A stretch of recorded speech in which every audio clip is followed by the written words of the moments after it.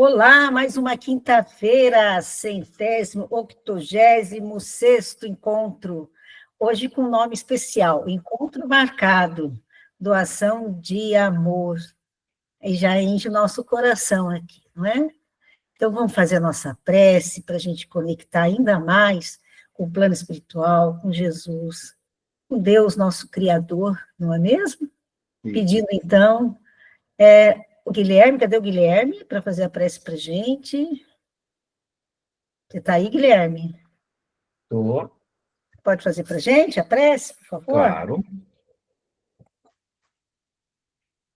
Então vamos mais um encontro fraternal. Rogando a Jesus a espiritualidade amiga que nos envolva, que o Evangelho continue sendo essa ferramenta que tem fortalecido nossos passos. Ampare e envolva nosso irmão benito.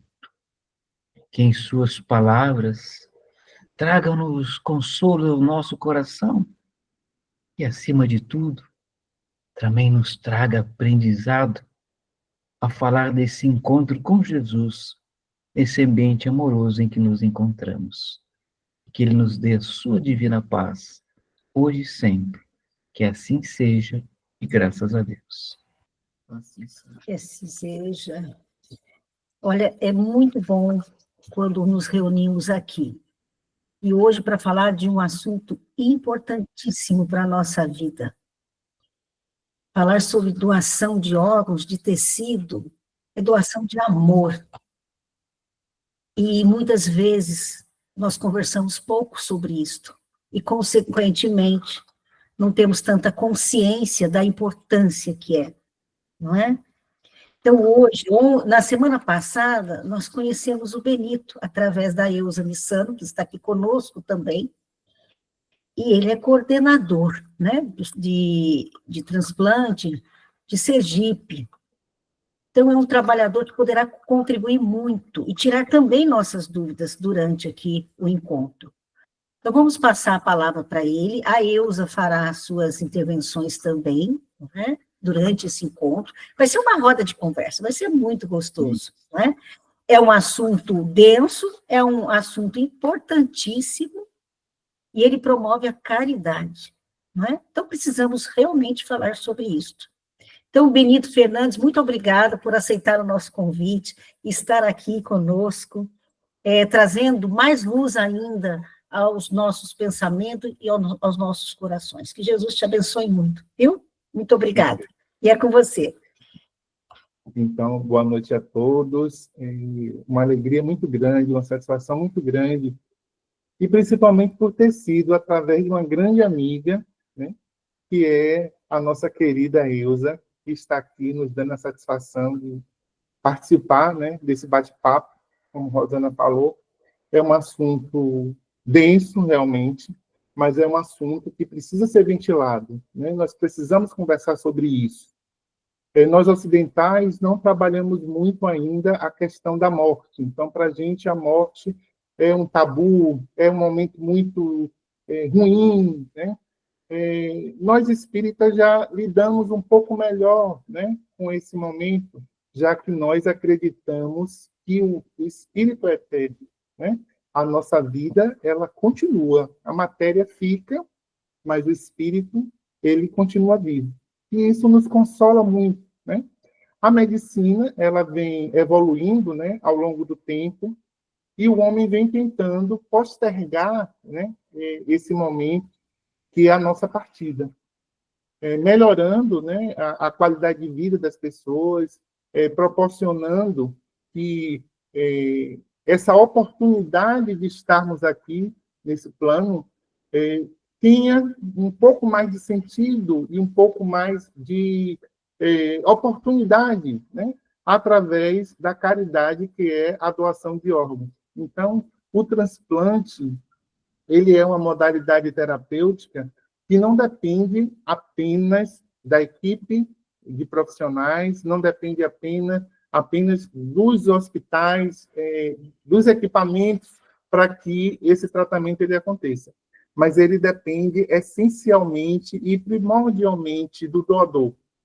No Brasil, a legislação estabelece que a doação ela pode ser feita se a família autorizar essa doação. Quem pode autorizar? O cônjuge ou o parente até segundo grau.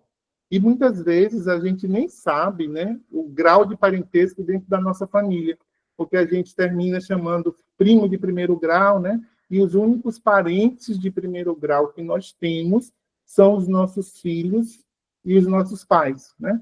Os irmãos já são parentes de segundo grau, os avós já são parentes de segundo grau, os netos são parentes de segundo grau. Então, são esses aparentados que podem estar autorizando a doação dos nossos órgãos.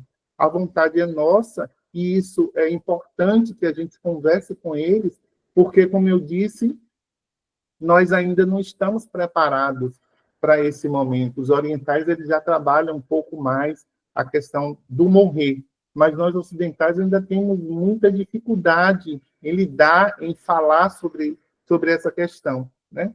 Então, é muito raro a gente conversar com uma família e a família dizer, não, essa pessoa disse, ele disse que é doador e nós vamos autorizar a doação.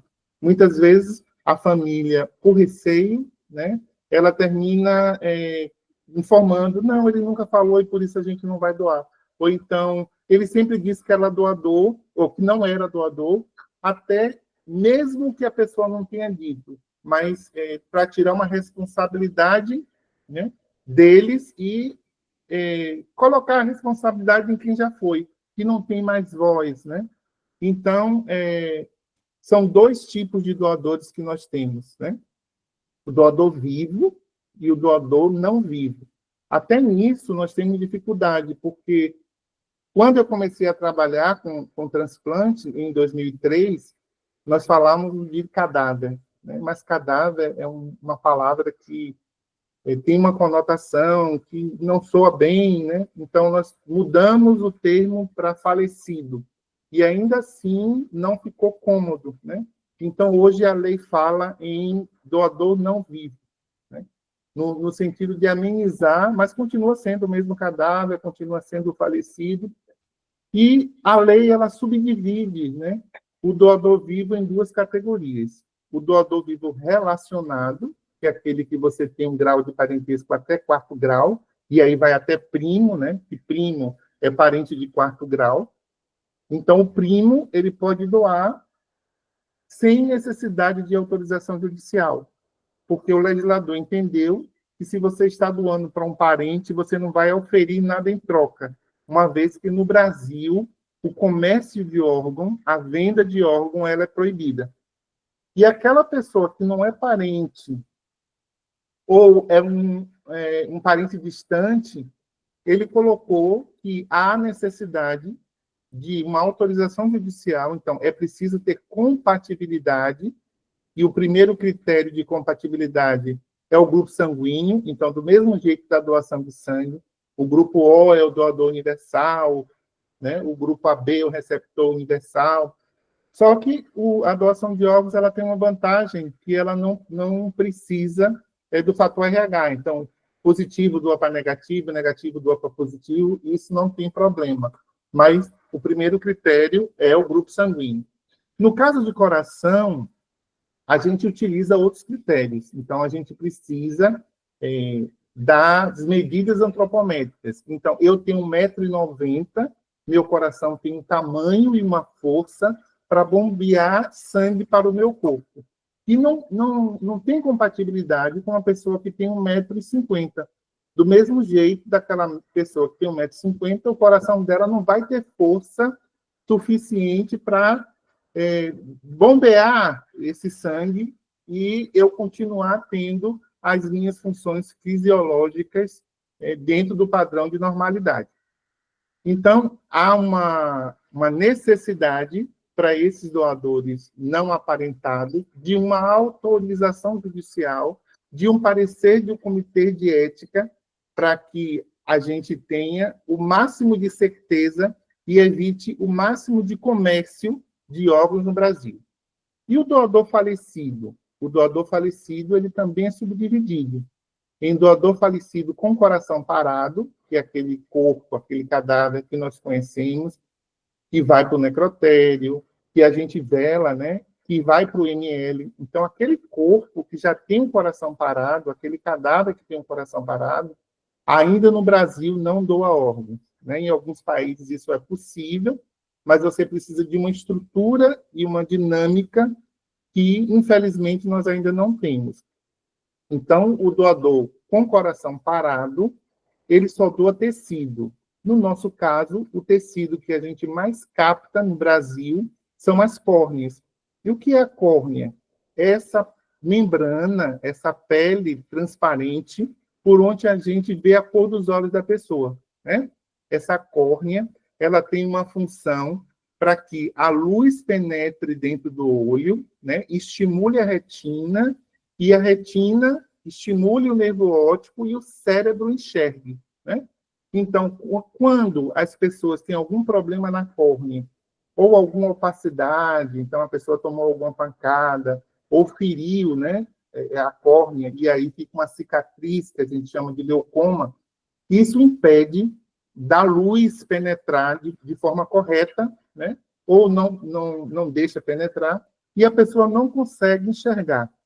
Então, o transplante de córnea, ele restabelece, restitui a visão da pessoa.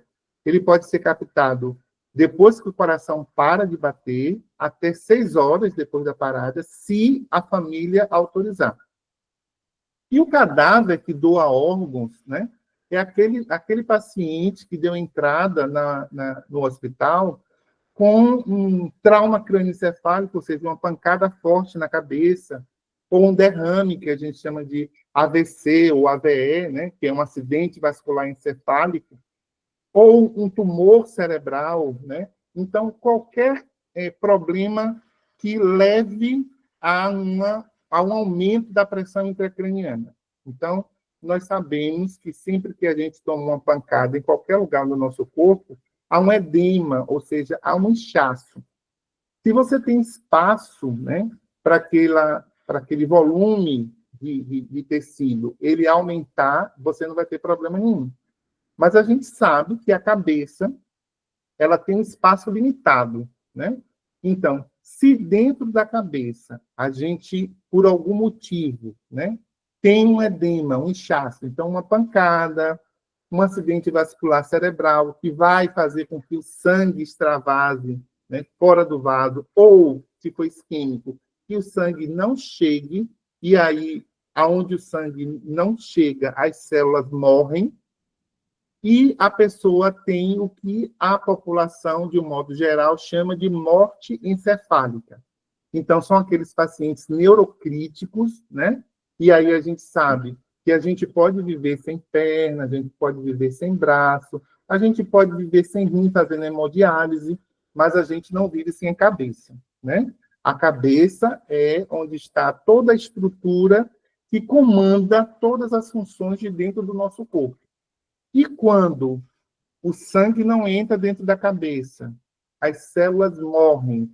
Então, dentro da cabeça, a gente tem o centro termorregulador, o centro respiratório, né? Então, quem comanda, é o nosso grande comandante, é o encéfalo. Se a gente perde o encéfalo, o corpo fica, falando de um modo comparativo, né? Como um carro sem motor, né? Fica um barco sem comando. E como é que a gente consegue, então, manter esse coração batendo? Então, esses pacientes, né, são pacientes graves, são pacientes que estão conectados a um respirador. Então, tem uma máquina que está empurrando o ar para dentro dos pulmões, fazendo com que esse sangue seja oxigenado, né, trocado o gás carbônico pelo oxigênio, e a gente consegue mantê-lo, né, com o coração batendo, com o fígado funcionando, com o rim funcionando. Então, todos os órgãos funcionam de uma forma muito precária, porque, como eu disse, foi perdido, né, o grande comandante, que é o encéfalo, que, de forma harmônica, né, organiza todo o funcionamento do nosso corpo.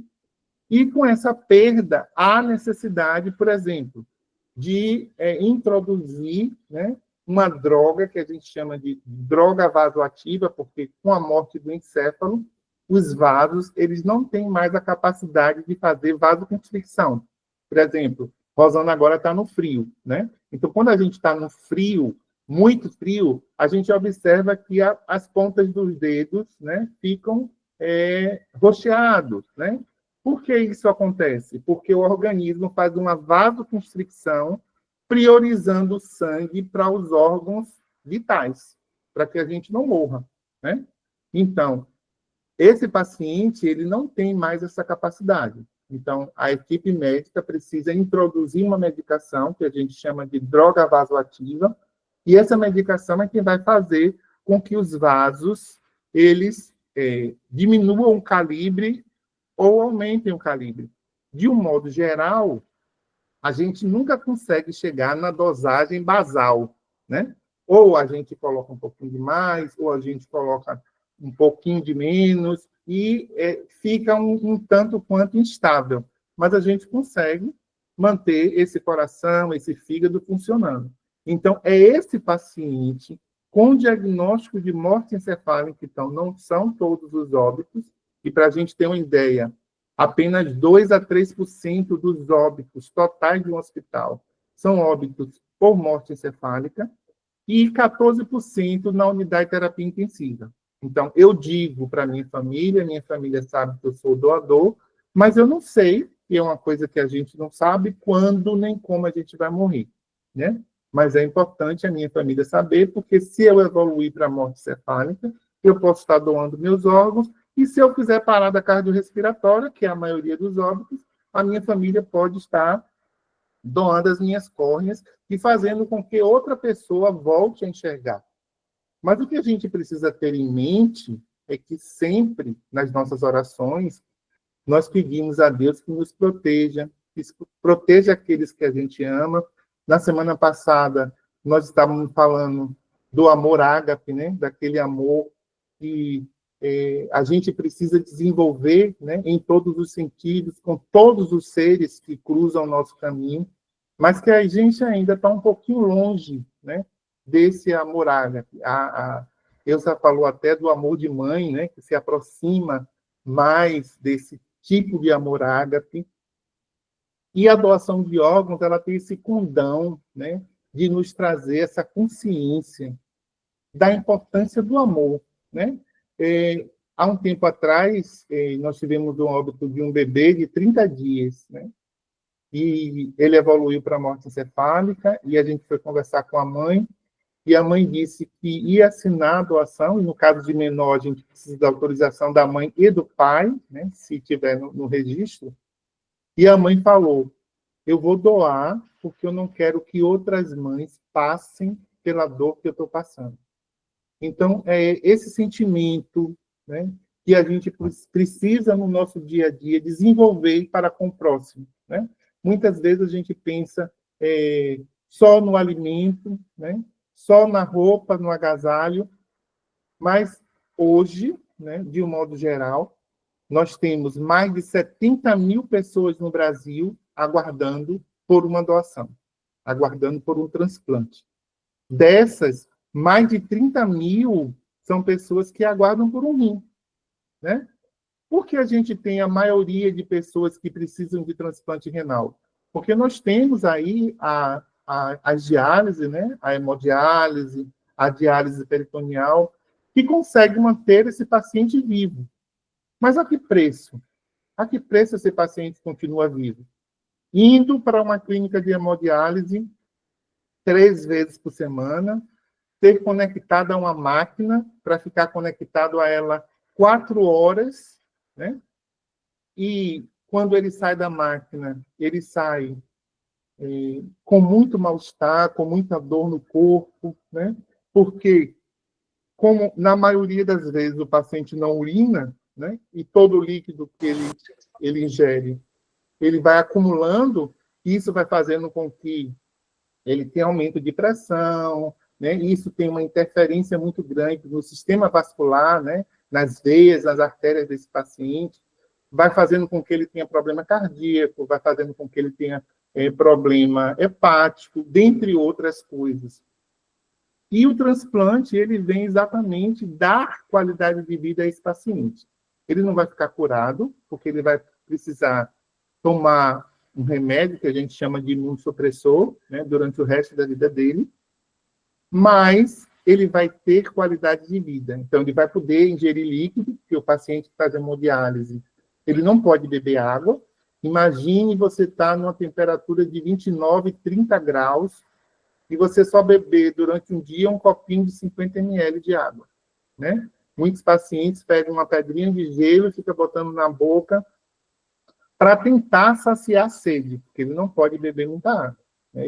Ele, na grande maioria das vezes, ele só faz diálise 3 vezes por semana. Então, ele não pode comer de tudo.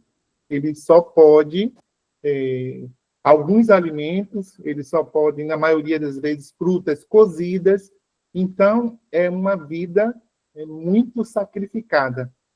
E o transplante, como eu já disse, ele vai libertar o paciente da máquina. Ele não vai precisar da máquina, ele só vai tomar o comprimido dele da imunossupressão do mesmo jeito que eu tomo meu remédio para pressão, né? E aí, por que esse número tão grande de pessoas que perdem a função renal? Primeiro, porque nós não temos o hábito de vida saudável, né? Hábitos saudáveis de vida. Então, muitas vezes a gente tem uma vida sedentária, hoje a gente tem uma dieta, né, que só prejudica o funcionamento do nosso corpo. Então, ou a gente ingere muito carboidrato, ou a gente come muito fast food, comidas com muitos condimentos, comida com muitos conservantes, e isso tem sequelas, isso traz problemas, né, no nosso dia a dia. Aliado a isso, nós temos também a questão da automedicação, que é uma coisa que a gente precisa ter muito cuidado, né? O corpo, ele tem todo um sistema, todo um funcionamento de alerta. Então, tudo que a gente sente, se eu sinto uma dor de cabeça, algo em mim não está funcionando bem. Eu posso tomar meu analgésico para melhorar a minha dor? Posso. Mas se essa dor persistir, eu tenho que investigar o que é que está causando essa dor, né? Muitas vezes é aquela pessoa que tem problema de pressão, então, pressão alta, e não sabe que tem pressão alta. Ela só vai descobrir que a pressão é alta quando ela já tem sequelas, e na maioria das vezes, né, como um rim é um órgão que, para funcionar, ele precisa de ter um mínimo de pressão, mas também, se ele tem uma pressão muito alta, esse sangue, ele chega lá nos glomérulos, que é uma porção, né, a menor porção do rim, onde efetivamente o sangue é filtrado, e se a pressão for muito alta, esse sangue ele vai danificar esses glomérulos e o rim vai perder a função. Não vai mais filtrar, vamos dizer assim, as impurezas, retirar as impurezas do sangue, e o paciente vai precisar fazer hemodiálise ou diálise peritoneal. Ou a pessoa ingere, né, muito anti-inflamatório, né? E esses anti-inflamatórios, às vezes até para dor, né? Nem precisava ser um anti-inflamatório, está com dor e vai tomar um anti-inflamatório. Está com dor, toma um analgésico. Mas a maioria das pessoas tem o hábito de usar o anti-inflamatório, né? E o anti-inflamatório, ele traz problemas sérios para o rim, né? Até o paracetamol, que a gente toma, estou com dor de cabeça, vou tomar um paracetamol. O paracetamol, a depender da dosagem, é patotóxico, né? E pode levar à perda da função renal. Benito, eu não tomo remédio, mas eu tomo chá, né? Então, a depender da concentração do chá que eu tomo, a depender da quantidade de chá que eu tomo durante o dia, há uns 6 anos atrás, nós perdemos uma colega que, para emagrecer, começou a tomar um chá, né? Diminuiu a ingesta de água, aumentou a ingesta de chá, né? Um chá de hibisco. E aí, esse chá de hibisco levou à perda do fígado, né? O fígado é um órgão que mais mata na lista de espera, né? A gente pensa que é o coração, que é um órgão muito importante, né? O coração, hoje, nós temos aí o ECMO, né? Que é uma máquina que faz com que o sangue circule. Nós temos técnicas cirúrgicas que melhoram, né, a função cardíaca. Nós temos cardiotônicos, ou seja, remédios que melhoram a função, a contração cardíaca, mas nós não temos nada que substitua a função do fígado, né? E o fígado é um órgão que, se você tira 30% dele, ele se regenera, né? A gente maltrata, e ele consegue se recuperar. Só que tudo na vida tem um limite, né? Então, hoje, as pessoas que mais morrem em lista de espera são as pessoas que aguardam por um transplante de fígado. E nós enterramos órgãos diariamente, porque todo instante as pessoas morrem, né? Mas aí vem uma preocupação. E o comércio de órgãos? Não, eu não vou doar porque vai vender órgão, né? Vão vender o órgão do meu filho e eu não vou doar. Bom, a Constituição Federal, ela proíbe, está lá no artigo 199, é proibido no Brasil o comércio de órgão, né? O Código Civil também estabelece que é proibido a venda de órgãos, né? A venda de órgãos, ela é um crime federal, né? Quem investiga é a Polícia Federal. E aí a doutora Elza pode falar com mais propriedade, né, sobre essas questões de crime federal, né? Então, é uma coisa bastante séria. O prontuário do doador ele fica arquivado durante 20 anos, né, que é o tempo que prescreve crime no Brasil. E, ainda hoje, as pessoas têm muito medo. Primeiro porque desconhecem um cadáver que tem um coração batendo. Então, na maioria das vezes, a gente fala que o paciente está em coma, né? Tem pessoas em coma, muitas. Pessoas que ficam anos em coma, mas que as células do encéfalo estão vivas. Por algum motivo, houve um rebaixamento dessa atividade, e a gente sabe que é até um mecanismo de defesa, né? O organismo, no intuito de se recuperar, ele diminui a atividade encefálica, e aí a medicina, descobrindo isso, usa a medicação para induzir o coma e fazer com que o paciente se recupere com menos sequela. Mas alguns casos, então, alguns traumas crânioencefálicos, então aquela pessoa que sofreu um acidente, essa semana nós tivemos um doador jovem, né? Ele tinha 42 anos, pegou uma moto sem capacete, né? Estava bebendo e bateu num poste e teve um afundamento de crânio, e, infelizmente, ele evoluiu para morte encefálica, e a família autorizou a doação. Então, são essas as situações em que o paciente ele pode ser um doador, mas para efetivamente ele ser um doador, ele precisa que a família autorize. Aqui em Sergipe, hoje, nós estamos com cerca de 60% de negativa familiar. Então, de cada 10 pacientes que nós conseguimos fazer o diagnóstico de morte cefálica, apenas 4 a família autoriza. 6 negam a doação. E o que é que a gente precisa esclarecer as pessoas?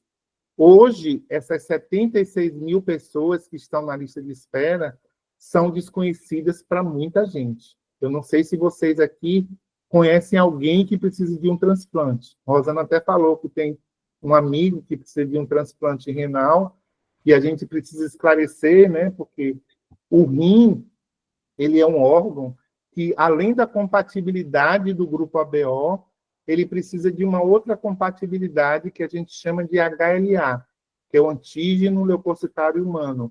Ou seja, é uma proteína que nós temos nas nossas células que identifica o que pertence e o que não pertence ao nosso corpo. Então, o paciente transplantado, ele vai receber um órgão que não é dele, é de outra pessoa, e por isso, quando um exemplo de rejeição que a gente utiliza muito nas nossas palestras é quando entra um espinho e que a gente não consegue tirar aquele espinho todo. Então, forma ali um processo inflamatório, forma o pus, né? Aquilo ali, classicamente, é o processo de rejeição, né? O corpo está rejeitando aquele corpo, aquele objeto, aquele ser que não pertence a ele. E no transplante acontece muito isso. Então, o organismo, identificando que aquele órgão não é dele, ele vai criar anticorpos para agredir, para debelar e acabar com aquele órgão. E aí entra a farmacologia, né? Graças a Deus tem evoluído muito, e os imunossupressores hoje são mais específicos, com menos efeitos colaterais, então a gente consegue manter esse paciente com esse órgão de outra pessoa durante muitos anos. Para isso, como eu disse no início, a gente precisa desenvolver hábitos de vida saudáveis. Inclusive nós, que não precisamos de transplante, né? Infelizmente, a gente só procura o profissional de saúde quando a gente está bem mal, né? Eu falei da dor de cabeça, do exemplo da dor de cabeça, então eu tenho uma dor de cabeça, eu tomo remédio, aí daí 2 dias eu tenho uma dor de cabeça, eu tomo outro remédio, e o organismo ele tende a se acomodar e se acostumar com aquelas agressões. E o que acontece? A minha pressão vai aumentando e meu corpo vai tentando se adaptar a essa pressão alta.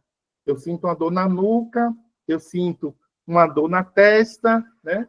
Tomo meu analgésico, vai passando o tempo, né? Do mesmo jeito, diabetes, né? Muitas vezes, quando o paciente descobre que é diabético, é porque ele já tem alguma sequela, não estou enxergando direito, né? Ou então, estou urinando muito, estou bebendo muita água, né? E aí, quando vai se investigar, é um diabetes. Mas as pessoas, principalmente pessoas que moram em povoado, pessoas que moram no interior, né? Que não têm muito acesso ao médico, e aí, quando ele descobre, ele só descobre porque ele tem uma lesão renal, né? Que levou a hemodiálise e agora ele precisa de um transplante. Então, muitas vezes, a gente imagina que são doenças complexas, doenças genéticas, né? Que podem levar a um transplante, o que não é verdade. A maioria dos pacientes renais são pacientes hipertensos e diabéticos, ou diabéticos sozinhos, que, por não saber que eram doentes, não tratavam, não faziam dieta, e terminou na fila de transplante, né? Nós temos um caso emblemático aqui de uma senhora que estava fazendo a refeição, foi tratar um peixe, e ela passou a faca para tirar a escama do peixe. A escama do peixe bateu no olho, fez uma feridinha, fez uma úlcera. Essa úlcera não respondeu ao tratamento e ela precisou fazer um transplante de córnea, de urgência, porque senão ela ia perder o olho, né? Então, qualquer acidente bobo pode nos levar a precisar de um transplante. E, como eu disse, o transplante ele só acontece se tiver o doador. Se nós não temos o doador, a gente não pode fazer o transplante. Daí a importância de estarmos esclarecendo as pessoas. Primeiro, existe uma morte onde o coração continua batendo, que é diferente do coma, porque no coma as células do encéfalo estão vivas e na morte encefálica essas células já morreram. E isso é irreversível, não recupera mais, né? No Brasil, graças a Deus, o Conselho Federal de Medicina estabeleceu, através de uma resolução, a necessidade de que 2 médicos especificamente capacitados façam esses exames clínicos, esses testes, e, além disso, precisa de um exame complementar, que é um exame de imagem. Ou a gente faz uma angiografia cerebral, onde a gente vai visualizar os vasos dentro da cabeça, e a gente vai ver que o sangue não entra, então o médico coloca um catéter, aí ele infunde, né, uma substância, porque o raio-x ele só fotografa ossos, mas quando a gente coloca o contraste, aí a gente consegue fotografar, né, os vasos sanguíneos e a gente vai ver que não tem vaso sanguíneo mais dentro da cabeça. Ou um Doppler transcraniano, que é um exame onde, através do som, das ondas sonoras, o médico vai colocar o sonar e vai examinar essa cabeça para saber se tem fluxo de sangue dentro da cabeça. Ou com o próprio eletroencefalograma. Por quê? É preciso algum exame que mostre que não tem atividade elétrica, ou não tem metabolismo, ou não tem fluxo sanguíneo. E só depois disso é que o paciente é declarado morto. Então, o exame, o diagnóstico de morte encefálica, é um diagnóstico que não é feito por um profissional apenas, né? No mínimo 2 profissionais, e que precisa de um exame complementar. Então, é um exame de certeza, é um exame seguro. Infelizmente, né, a gente sabe que nem todo mundo segue, né, o que está estabelecido, mas aí, para a doação de órgãos, a gente tem de conferir toda a documentação, porque o que acontece muitas vezes? Informalmente, o profissional informa a família, olha, ele está em morte cefálica, mas ainda não fez o protocolo. Então, o paciente ele só está morto depois que é feito o protocolo, depois que é feito esses testes, depois que é feito esses exames que precisam ficar documentados. Pois não, doutora, você pode falar. Ô, Benito, boa noite a todos. Pode ter entrado alguém aqui que eu ainda não pude cumprimentar. Não, Benito, só para dizer da importância do que você traz nessa última parte, tudo foi importante, obviamente, mas nessa última parte, porque as pessoas ainda têm muitas dúvidas, né, com relação, mas meu paciente, ele está em coma, né, às vezes a pessoa fala, não, a morte encefálica, mas não, ele está em coma, né, então, ele vai, lógico, tem toda a carga da parte espiritual, que a gente vai tratar um pouquinho aqui, mas, assim, isso é muito importante, porque são testes que são feitos e repetidos, não é isso, Benito? Exatamente. Então, isso São 2 profissionais, são 2 médicos que fazem 2 testes clínicos. Hoje, o intervalo de tempo de 1 hora, né, no mínimo, entre um exame e outro. Para fazer esses exames, o paciente tem de ter temperatura, né, uma temperatura mínima, tem de ter pressão arterial boa, senão ele não pode fazer esses exames, né? Então, isso é importante, porque nos tranquiliza em relação ao diagnóstico. Agora, muitas vezes, o profissional avisa a família, mas não fez o exame, como eu estava dizendo, né? Então, é preciso, primeiro, né, seguir o que está na legislação, fazer os exames. Então, o que é que a gente orienta sempre? Olha, informe a família que você vai investigar que o paciente está em provável morte encefálica, que a gente ainda não tem certeza. Só vai ter certeza depois que fizer todos os exames. Bom, quando fechar o protocolo, fez todos os exames, aí sim o profissional tem de informar, e nesse caso é o profissional médico, que vai chegar para a família e vai dizer, olha, infelizmente foi comprovado que ele já morreu, ele está morto, né? Apesar do coração estar batendo, ele já não está mais vivo. Pois não, Rosana, pode falar. Acho que vale ressaltar também, me corrija se eu estiver equivocada, que nessa atitude, né, de doação pode salvar até 8 vidas, né? Porque vários órgãos ali podem ser doados, não é? Exatamente. Na maioria das vezes, né, quais são os órgãos que mais são captados? São captados mais os rins, né, os 2 rins, que vai para cada para uma pessoa, o fígado, né, que também é um órgão hoje que é muito, muito captado, e as córneas, né? Então, no mínimo aí você tem 6 pessoas, porque o fígado é um órgão, como eu disse, que pode ser dividido, né? O que a gente chama de split, esse órgão, ele pode ser dividido para 2 pessoas, mas na grande maioria das vezes é transplantado inteiro, íntegro, né? Mas há casos onde esse número, eu não sei se vocês lembram, quando o Gugu Liberato faleceu nos Estados Unidos, e lá eles conseguem otimizar bastante o corpo, né? Então, eles informaram que cerca de 50 pessoas foram beneficiadas com a doação dos órgãos de Gugu. Aqui no Brasil também acontece isso, porque, por exemplo, quando a gente doa o osso, né? Então, eu tirei um fêmur, a gente não vai transplantar um fêmur inteiro na outra pessoa. Esse osso ele é fragmentado, né?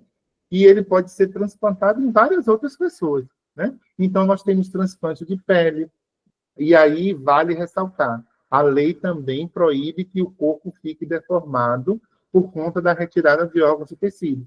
Há uma preocupação muito grande, né, da família na integridade do cadáver. Então, o corpo, o rosto, ele não fica deformado. Se a gente retira o exemplo que eu dei do fêmur, a gente coloca uma prótese, ou coloca algo que essa perna não fique mole, né? Quem mexer a perna vai estar lá como se o osso estivesse no lugar. Então, tudo é recomposto de forma que o corpo não fique deformado. Pois não, pode interagir todo mundo, viu? Quem quiser perguntar, pode falar. Eu quero, Benito, sensacional essa luta, né, que você desenvolve, desempenha nessa divulgação, né, e é muito importante, porque nós estamos aqui com várias pessoas, né, que esse assunto, né, acaba tocando um pouco mais de perto, mas duas questões aqui que você falou, quando você diz assim, é importante que a família autorize, obviamente, porque a pessoa já está, você tem ali já a morte, né, a morte biológica, né, do corpo, desse vaso físico para a gente. Então, mas, do ponto de vista espiritual, gente, as recomendações que nós temos é que isso seja definido pelo doador. Quando o Benito fala, é do ponto de vista legal, tá? Mas do ponto de vista espiritual, é fundamental que haja uma manifestação do doador.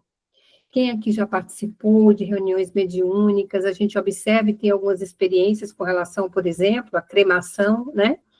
Então, é preciso que se diga, tanto que Emmanuel tem alguns textos que falam das 72 horas do processo de cremação, é diferente aqui no processo da doação, obviamente. Né? Na doação aqui é uma coisa muito mais, vamos dizer assim, não tem o mesmo peso, né, de um processo de cremação. Então, é importante que a gente fique muito atento a isso, né, Benito? Que o doador tem que estar desprendido para, assim, fazer a comunicação à sua família, ou deixar escrito, ou comunicar. Porque tem um texto de Divaldo, eu estava tentando buscar aqui, onde Divaldo diz assim, olha que bonito isso, acho que é na Seara de Luz. Se a misericórdia divina nos confere uma organização física sadia, é justo e válido, depois de nos havermos utilizado desse patrimônio, oferecê-lo, graças às conquistas valiosas da ciência e da tecnologia, aos que vieram em carência, a fim de continuarem a jornada.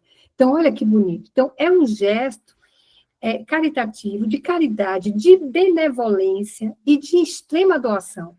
Porque depois que o organismo físico nosso, lógico que o ser humano, como o Benito muito bem disse, nós não estamos, infelizmente, nós não somos trabalhados para a morte, né? Várias questões, até nós espíritas, né? Os espíritos dizem isso, nós temos o medo da morte, né? Talvez pela fragilidade da nossa fé, da continuidade da vida, né? E também de como vou morrer, o que eu vou sentir, qual a minha sensação. Isso é muito normal, né, Gustavo? Então, assim, aqui é muito importante que a gente comece a ter esse entendimento, né? Porque esses órgãos, Benito, que, dependendo da condição, ele ainda tem fluido vital, porque existe o princípio vital, né, de todo ser orgânico. Então, quando você tem vida, você tem um princípio vital, né? Isso vale para todos os seres orgânicos, vegetal, animal e o homem, né? E você começa a ter, a partir daí, o fluido vital que está impregnado em todos os nossos órgãos, nossos sentidos. Então, isso é muito importante. Por isso, daí, como o Benito falou, gente, a necessidade do doador, ele ter esse conhecimento. Porque, assim, o espiritismo, ele até incentiva, né? Porque, como disse, isso é um ato de caridade, é um gesto de amor, né? Então, alguém poderia dizer, mas e o perispírito? Porque, às vezes, a gente brinca, viu, Benito e meus amigos, a gente diz assim, o espírita gosta de falar desencarnou, né? Fulano desencarnou. Não, fulano morreu. Se desencarnou é outra coisa, né? Porque, às vezes, ele pode ter a morte física, mas ele continua ali, né? Ele continua ali gravitando. Então, é muito importante. Eu vou passar para o Gustavo, quer falar alguma coisa, né, Gustavo? Depois eu volto aqui só para dar um fechamento nessa parte também, que é importante. É rapidinho. É que eu achei muito interessante a tua colocação. Eu acho que a importância desse trabalho, e como aqui é uma reunião estruturada na doutrina, essa conscientização, a gente pensar sobre isso, porque eu acho que realmente é só quando a gente vive uma situação dessa, né? Ou da perda de alguém, e daí é complexo, porque eu acho que passa o pensamento de alguma maneira, aquele espírito está sofrendo algo pelo processo de doação, já tem a situação, por exemplo, a perda de um filho num acidente, que é um grupo de mães, enfim.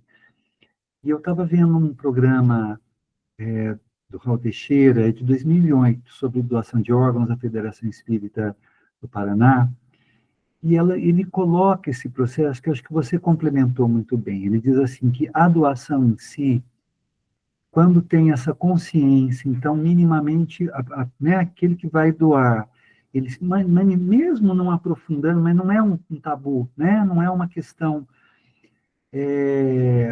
há todo um amparo da espiritualidade. Então, porque eu acho que uma coisa que, de repente, na minha cabeça, se eu passasse por isso comigo ou com alguém que eu amo, eu pensaria, será que vai haver alguma aflição, algum sofrimento, como é o caso da cremação?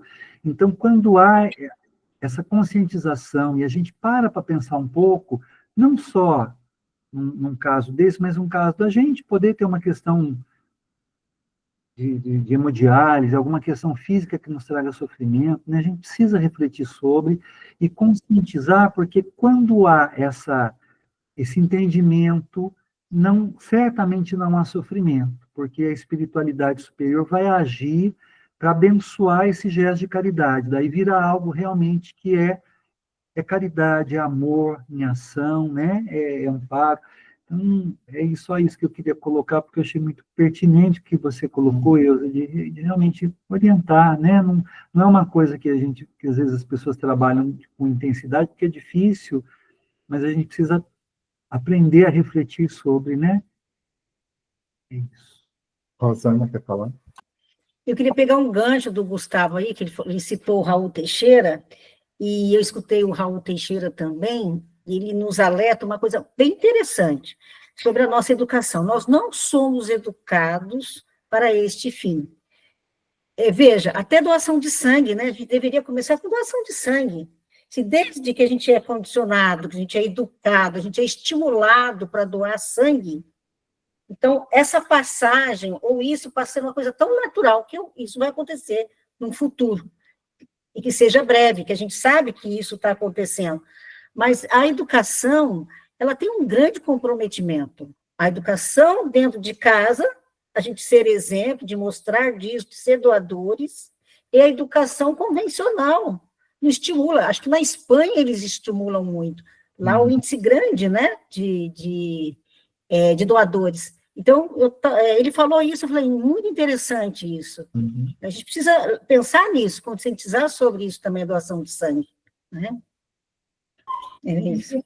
Perfeito, Rosana. É só para completar, então, o que o Gustavo falou, que é muito importante, porque a gente defende, isso aí não tem a menor dúvida, né, que o ato de doação, como Benito apresentou, é um gesto de amor, né, e que, mas por ser um gesto de amor, isso vai gerar, como o Gustavo falou, um determinado anestésico para o espírito desencarnante.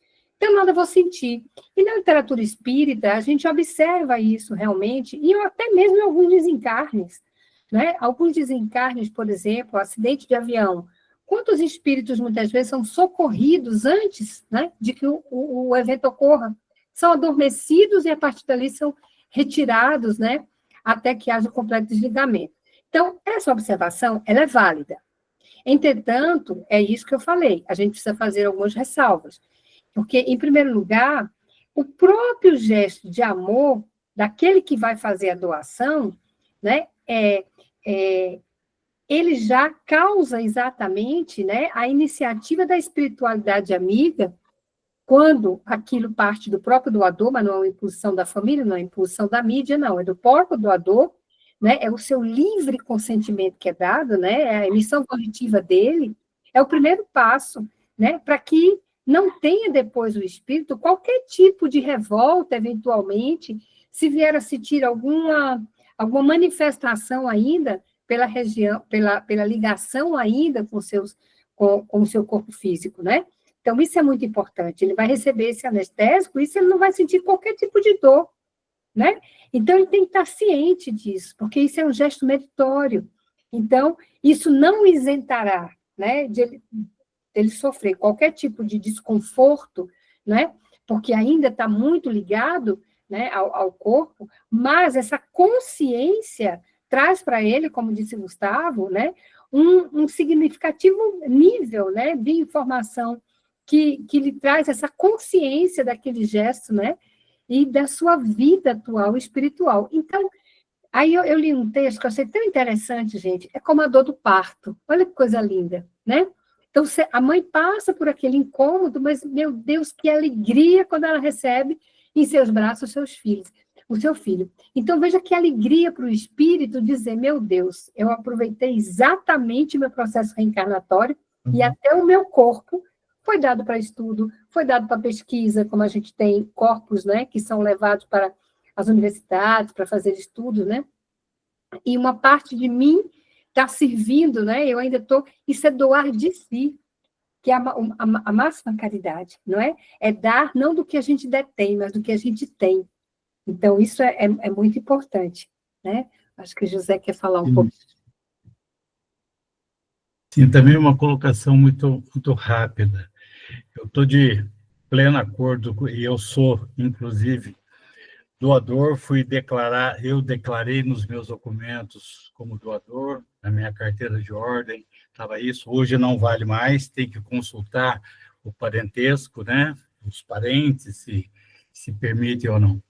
Mas o que eu acho interessante, eu sempre fui doador de sangue. A partir do momento que eu infartei, e não, algumas vezes, e passei e sou diabético, então eu sou proibido de fazer a doação de sangue. Eu sempre fiz campanha, inclusive, para fazer. Então é uma coisa que me frustra muito, não poder doar o sangue. Nunca me deram uma explicação plausível. Quem sabe o Benito me alerta sobre isso. Olha, há realmente algumas contraindicações, inclusive para a doação de órgãos, né? Há algumas situações, então, o paciente que é portador do HIV, ele não pode doar, o paciente... Para órgãos, ainda a gente tem mais flexibilidade, porque, por exemplo, o paciente que tem sorologia reagente para hepatite, ele pode doar órgãos, mas não pode doar sangue, né? Então, essas contraindicações, elas estão cada vez mais diminuindo. Por exemplo, na África, né, onde o número de pacientes contaminados, de pessoas contaminadas com HIV é muito grande, eles já utilizam órgãos de pessoas com o vírus para outro receptor que também tem o vírus, né? No caso do infarto, né, como as células do coração, elas sofreram, né, algumas células foram perdidas, e aí você tem uma ligação muito grande, né, com a questão da pressão arterial. Muitas vezes, quando você vai doar sangue, você tem uma oscilação dessa pressão. A questão também da idade é outro fator também que limita um pouco. Então, quando a gente vai associando outras comorbidades, aí, por uma questão de cuidado, né, com o doador, muitas vezes a gente prefere não, principalmente com o doador vivo, né? A gente prefere que não seja retirado para que a gente não traga nenhum malefício para aquela pessoa. Mas eu queria ressaltar que nas nossas campanhas, e o próprio Ministério da Saúde, ele fala isso, esse slogan, eu acho que vocês já ouviram, avise a sua família que você é doador, né? Porque realmente, essa vontade, ela tem de ser de foro íntimo, né? E uma coisa que é interessante é que, assim, nós temos o hábito de fazer 1 minuto de silêncio na captação, né? E nesse 1 minuto de silêncio, a gente fica, assim, pensando e vibrando, né, por aquela pessoa que partiu e dizendo a ela que ela agora não vai mais precisar desse corpo, né, esse corpo que ela utilizou e que cuidou, mas que agora ela vai estar ajudando outra pessoa. Isso no sentido exatamente de tentar sensibilizar, mostrar a ele... Isso é lindo, Benito, lindo isso. A importância, isso nós aprendemos com uma oftalmologista, né? Ela ia captar córnea, e antes de captar córnea, ela ficava em prece, né? Aí eu perguntei a ela, aí ela me disse, Benito, a rejeição ela é explicada pela medicina, fisicamente, fisiologicamente. Espiritualmente, a gente associa muito a rejeição ao apego do doador àquele órgão. Ai, que a essa sensacional. interferência energética, né, que Isso. ele traz para o receptor. Por isso que as coisas, assim, nada, elas acontecem por acaso, né? Tudo tem sentido, tudo tem um porquê. Hoje, o decreto 9.175, ele diz que a gente tem de preservar a família do doador e preservar a família do receptor, e preservar o receptor, para que a gente evite, né, essa troca de sentimento. Por exemplo, a mãe do doador comece a perceber que o receptor é um filho dela, né? Então, essas interferências energéticas, né, não é bom para o doador, não é bom para o receptor e não é bom para a família doadora. Então, na entrevista familiar, a gente já fala isso. Olha, vocês estão fazendo bem sem saber para quem, né? Já para deixar claro que a gente evita, né, esse contato, não é proibido, mas a gente evita. E também a gente tem esse cuidado, né, de esclarecer ao doador, né, que para ele não tem mais serventia aquele corpo, ele vai estar ajudando a salvar outras pessoas, porque o transplante ele tem esse condão, né, de melhorar a qualidade de vida, mas também de salvar vidas, né? Porque um paciente, como eu já falei, um paciente hepatopata, se ele tiver uma hepatite fulminante, ele tem, em média, 72 horas para transplantar. Se ele não transplantar, ele morre. Então, já essa situação de você precisar da benevolência, né, de outra pessoa, isso já nos traz também uma reflexão, né? O que é que isso está fazendo para eu evoluir espiritualmente, né? Eu trabalho com isso, não é por acaso. Por que eu estou trabalhando com doação de órgãos? Por que eu tenho de falar com essas famílias, né? Por que eu tenho de ser a voz das pessoas que estão na lista de espera, né? Então, isso tudo a gente reflete, né? Isso tudo a gente pensa, e dentro do possível a gente faz esse trabalho, sim. Esse trabalho espiritual, né, com o doador, esse trabalho também com a família doadora. Inclusive, nós estamos agora com um projeto, né, caminhando junto com a família doadora, porque a gente percebeu assim, a família passa por aquele momento que não é fácil, que é a perda de um ente querido, né, e a gente capta os órgãos e acaba o vínculo, né? Então, a gente quer dar um suporte à família. Então, depois de um tempo, a gente quer ligar para essa família, saber se ela precisa de algum apoio, encaminhar, né, no caso de se a gente perceber que tem algum luto patológico, para um acompanhamento, né, com um profissional especializado, também com a família não doadora, né? Porque, na verdade, eu acredito, eu penso dessa forma, né? Já foi dito aqui que é um ato de benevolência, e é realmente porque você está num momento de extrema dor, que é a perda de alguém que você ama, né? Minha mãe morreu no dia 8 de outubro do ano passado, aos 91 anos, mas assim, era uma pessoa rígida. Ela, 15 dias antes de morrer, a gente estava na praia comendo caranguejo, então a gente não esperava que fosse acontecer tão rápido, né? E de uma forma tão inesperada, né? Nos consola em saber que a gente teve esse tempo todo com ela, né? Mas ainda assim é uma coisa que dói, né? Que machuca. Então eu penso muito nisso. Eu passei por isso, sinto isso, né? Vocês, as mães enlutadas, né? Que perderam seus filhos numa situação tão inesperada também, né? E que muitas vezes não é a sequência que a gente esperava, né? Mas a gente não sabe o que acontece com a gente daqui a pouco, né? E aí eu volto para a questão da importância da gente conversar com a nossa família, porque nesse momento a família não vai ter pensamento em doação, mas se a gente conversou, alguém quando falar, ela vai dizer, não, Benito disse que era doador, e isso facilita muito essa decisão em se tornar um doador de órgãos. Então, eu queria agradecer, né, mais uma vez a oportunidade dizer que eu estou à disposição, inclusive, Rosana, para aquele seu amigo, né? Tem algumas orientações que realmente são importantes, né? Então, o paciente renal que está inscrito em lista de espera, a cada 90 dias ele tem que estar renovando, né, o soro dele, porque a gente precisa saber se ele tem anticorpos pré-formados, essas células elas só têm uma viabilidade de 90 dias, né, que é o tempo realmente que as células do sangue vivem no nosso corpo, então o sangue ele é renovado, né, essas células estão em constante renovação, e para esse exame, né, que a gente chama de prova cruzada, é preciso que essas células estejam viáveis. Então, ele precisa estar atento a isso, né?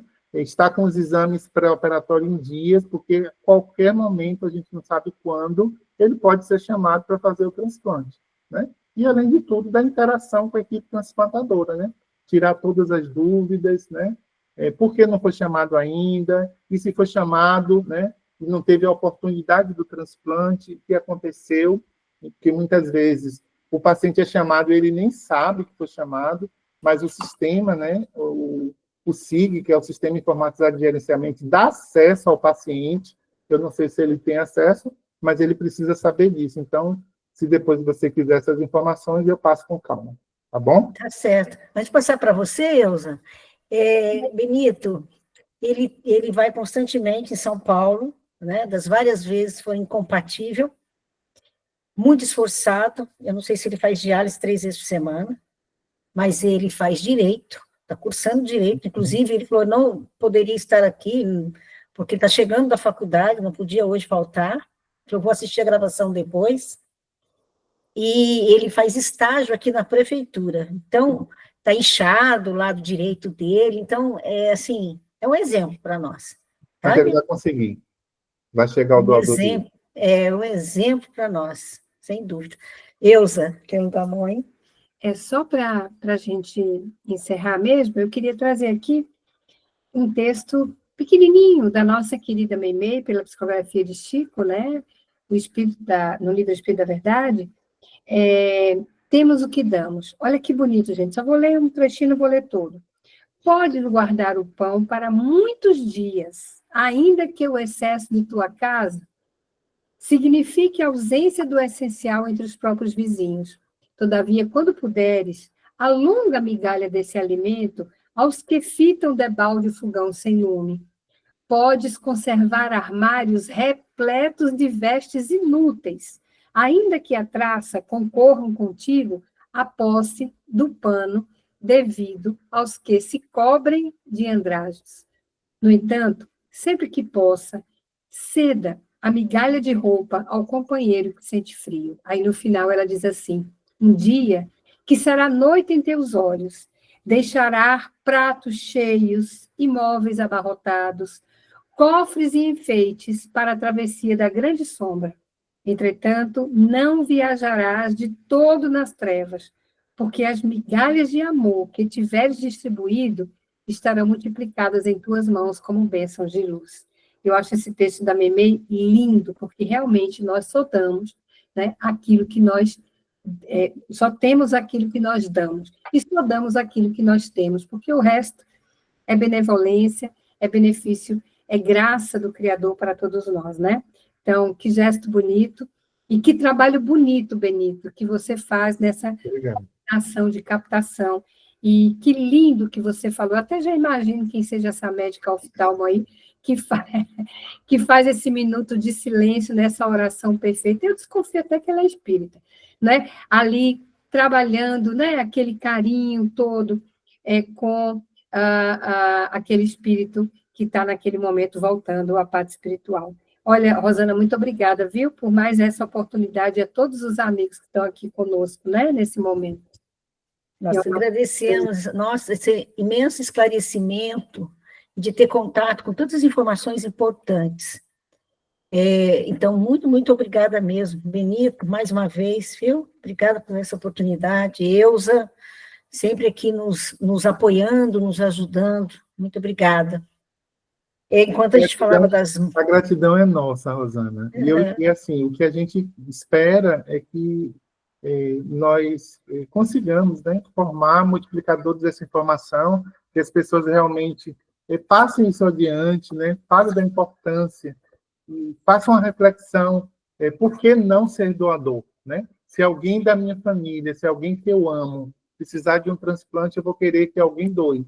Mas se alguém que eu amo também morreu, não posso doar? Então, essa é uma reflexão importante. Importantíssimo, isso mesmo. E eu pensava aqui mesmo, né? A gente falou da mãe que o filho ali desencarna, mas tem que pensar nessa mãe também que fica esperando o telefone tocar, né? Para dizer que chegou a hora. Então, para todos esses aí... Viu, Rosana? Tem uma campanha muito bonita, Benito, mesmo de aqui, que é de vocês também, né? Trazemos os seus amores de volta, né? Doem órgãos. Muito bonito isso, né? Isso mesmo. Bom, então nós vamos para a nossa prece. Juliana, você está aí, Juliana? Estou sim, Rosana. Vamos fazer a nossa Só que prece? minha internet está bem ruinzinha, eu não vou abrir a imagem, tá bom? Tá, mas dá para te ouvir bem. Ah, que bom. Tomara que não falhe. Gente, mais uma vez, muito obrigada, viu? A gente sempre conhece alguém que está precisando dessa caridade, né? E que bom saber e ter a certeza que a gente pode ser útil, aliás, o nosso corpo, né? A nossa matéria ser útil para tantos outros espíritos que ainda precisam completar a sua jornada evolutiva aqui na Terra. Então, nós agradecemos ao Mestre Jesus pela oportunidade desse conhecimento ter chegado a cada um de nós. Pedir a Ele que abençoe as pessoas responsáveis por esse trabalho tão bonito, dedicar o seu tempo, a sua trajetória na vida para servir esses irmãos que precisam tanto de uma nova oportunidade. Como é difícil se imaginar no lugar de uma pessoa que precisa desse apoio e muitas vezes desencarna sem recebê-lo, mas isso não significa que a espiritualidade amiga não ampare, que o Pai não esteja sempre nos abençoando e derramando sobre nós a sua misericórdia. Nós pedimos sempre as suas bênçãos, Mestre Jesus, e agradecemos a cada dia por estarmos aqui, por conhecermos minimamente as suas palavras, seus ensinamentos, seus exemplos, e que possamos ser seus servos, unindo-nos uns aos outros no serviço ao próximo, no máximo que pudermos, conscientes de que o amor é infinito e pode sim e auxilia a muitos e muitos e muitos infinitamente. Que Maria de Nazaré nos acolha hoje e sempre, que assim seja. Que assim seja. Que assim seja. Boa noite, Muito obrigada mais uma vez, uma boa noite. Boa noite, Até gratidão. quinta que vem. Boa Pode abrir o noite. microfone aí, dá tchau, gente. Tchau, Boa gente. noite, fiquem com Boa Deus. noite. Boa noite. Boa noite. Obrigada, Boa noite. Benito. Muito obrigada. Obrigado. Gratidão. Obrigada, Benito. Boa noite. Boa noite.